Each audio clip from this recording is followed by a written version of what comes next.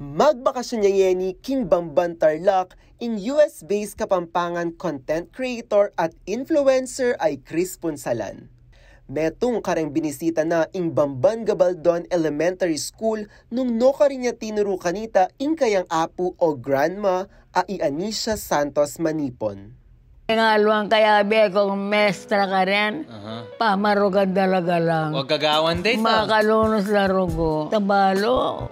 Ot kanu magalola, ot kan wala lang balo. Sinabi ng Chris king talwi ng post a may git 20 years yang tinuruking elementary i-grandma. My grandma was a public school teacher for 20 plus years. She taught grades 1 through 5 and was extremely passionate about education, which is why at 97 years old, she still loves to read. And I can see how much you love each other. And still loves to spell and sound out words that she can't pronounce.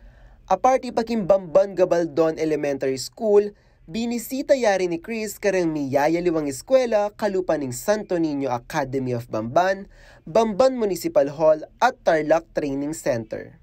Migturya naman kareng miyayaliwa pang lugar Keti Pampanga at King Baguio. Minahal niya yung lola niya, siya na talaga. Up to the last. Sana kayo umalan niyo yan. Alagaan ang inyong mga lolo, lola, mga matatanda. Kaya siya, I'm sure, pagkakalain siya na rin.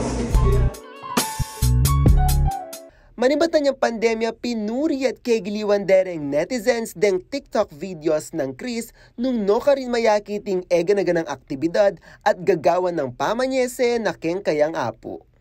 Anyang may balitang may anguya biyeng kayang grandma, king edada 97, anyang January 27, dakal ng kabalen ding migpayabot simpatsya para kang Chris at king kayang pamilya. Ako po, ingkya kayong talasuyo, Kian Valerio, ating pusong makabalen.